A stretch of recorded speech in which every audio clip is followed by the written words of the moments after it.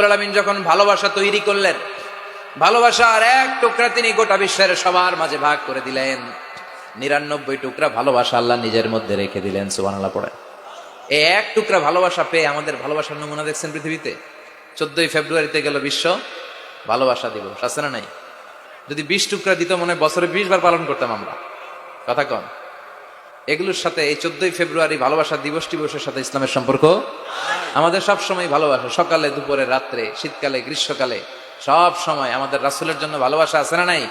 রাসূল আমার ভালোবাসা, রাসূল আমার আলো আশা, রাসূল আমার প্রেম বিরহের মূল আলোচনা, রাসূল আমার কাজে কর্মের অনুপ্রেরণা। ঠিক কি না?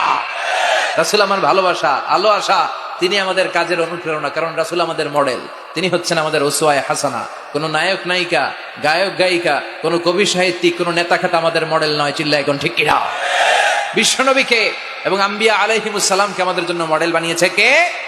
সে আল্লাহ ডেকে বললেন, গোলাম খবরদার, নিরাশ হবা না। তোমাদের পাপ যত বড়ই হোক, অন্যায় যত বিশাল হোক, আমার রহমতের দরিয়া তার চেয়ে বড়। আল্লাহ তুমি দয়ার সাগর, রহমানুর রহিম, তোমার দয়ায় পূর্ণ আমার সারা নিশিদিন, তোমার দয়ায় পূর্ণ আমার সারা নিশিদিন। সুবহানাল্লাহ পড়েন।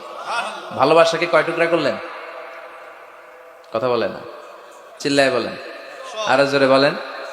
100 টুকরা করে আমাদেরকে দিলেন। কয় টুকরা? উনি রাখছেন কয় টুকরা? এই এক টুকরা ভালোবাসার ঠেলায় দেখেন পৃথিবীতে ভালোবাসার গান আছে না নাই, নাটক আছে না নাই, ফিল্ম আছে না নাই, গার্লফ্রেন্ড বয়ফ্রেন্ড আছে না নাই, মৌলভী বাজারে নাই? হ্যাঁ, এগুলো ঢাকায়, এদিকেও ঢুকছে। আল্লাহ তুমি হেফাজত করো।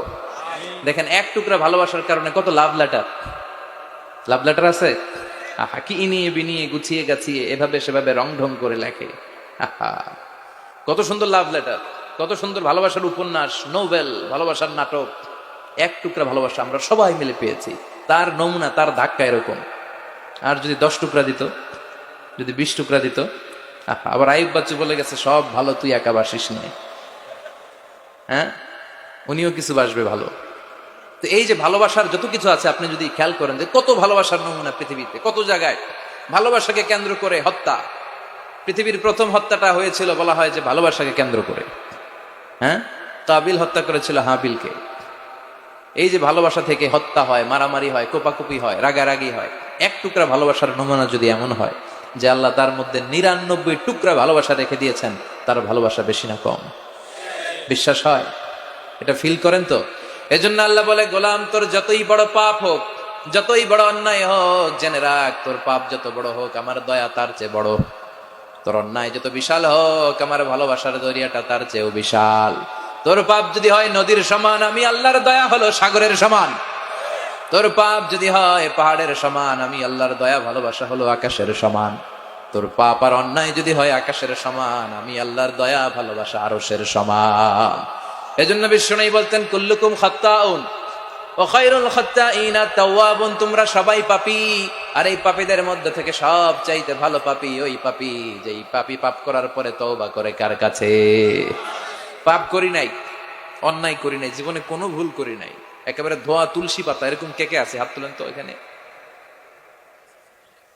হ্যাঁ, কয়েকজন হাত তুলে আবার নামায়, ওরা ভেজালে পড়ছে। কেউ নাই, কেউ নাই। এত দুর্বলতা আমাদের জীবনে, আমরা পাপী, আমাদের পাপের কোনো শেষ নাই। মাঝে মাঝে একটু বসবেন, ভাববেন যে আসলে জীবনে কত পাপ করলাম আর কত ভালো করলাম, একটা লিস্ট করি। সাইয়েদনা ওমর ফারুক বলতেন, হাসিবু ক্বাবলা আন তুহাসাবু, তোমাদের হিসাব নেওয়ার আগে তোমরা একবার নিজেরা নিজেদের একটু হিসাব করো। মুতু ক্বাবলা আন তামুতু, মরার আগে মরো, একটু ভাবো যে তোমার কত পাপ, কত পরিমাণ পাপ করেছি। সাগীরা কবীরা, জেনে না জেনে, ইচ্ছায় অনিচ্ছায়, শয়তানের ধোঁকায়, নফসের খায়েশ মিটানোর জন্য কি পরিমাণে পাপ যে আমাদের আমলনামায় জমা হয়েছে, এটার কোনো হিসাব আছে? পৃথিবীর কেউ দেখে নাই, দেখছে কে?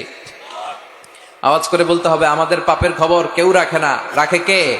পৃথিবী না জানুক আমি তো জানি, আমি কি পাপ করেছি হায়, পৃথিবী না জানুক আমি তো জানি, আমি কি পাপ করেছি হায়।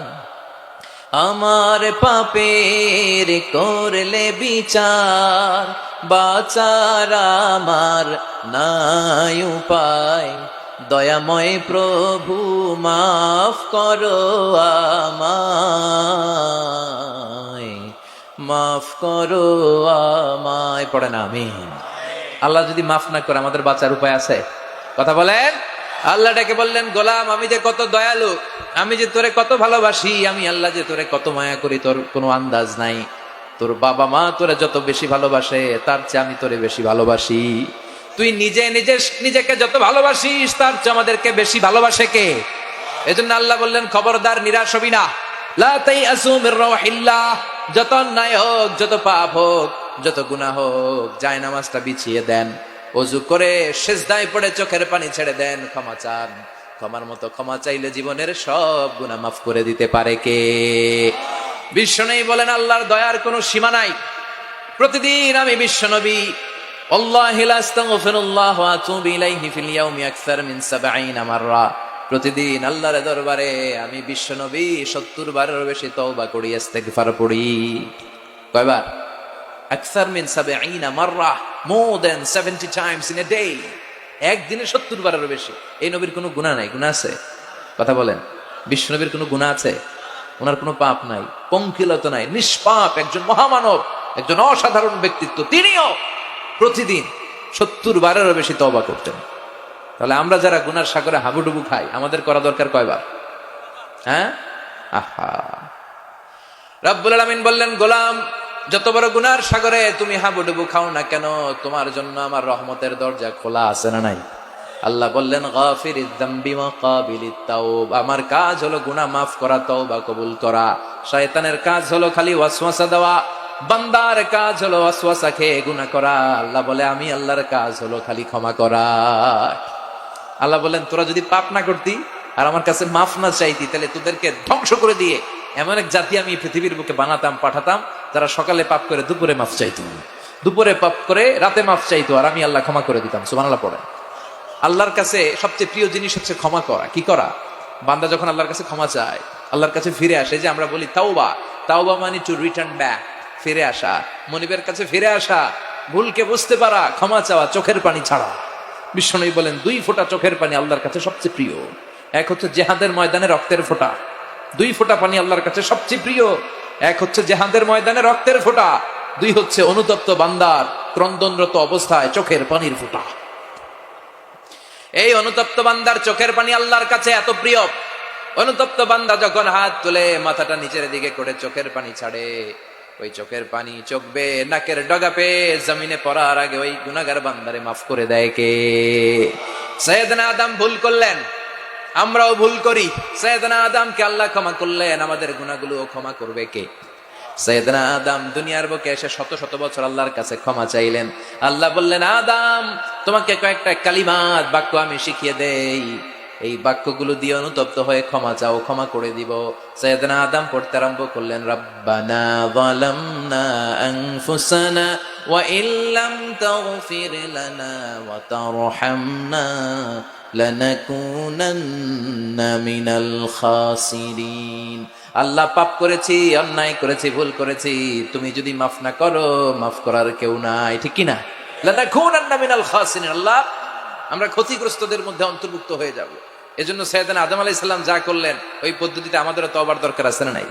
তওবা কবুল হওয়ার জন্য কয়েকটা শর্ত আছে, শুনবেন। 1 নম্বর শর্ত হচ্ছে অ্যাকনলেজমেন্ট, স্বীকারোক্তি, আল ইকরার। You have to acknowledge what you have done from sin. কি কি পাপ করছেন এগুলো গুনে গুনে আল্লাহরে বলবেন, আল্লাহ আমি পাপী, এই আকাশের নিচে, এই জমিনের উপর আমার চেয়ে বড় পাপী কেউ নাই, আমি সবচেয়ে বড় পাপী, আমি নরপিশাচ, আমি নাদান, আমি মূর্খ, আমি নালায়েক। চিল্লায় কোন ঠিক কিনা? এইভাবে নিজেরা ছোট করেন আর স্বীকার জানান, আল্লাহ আমি পাপী, আমার চাইতে বড় পাপী কেউ নাই।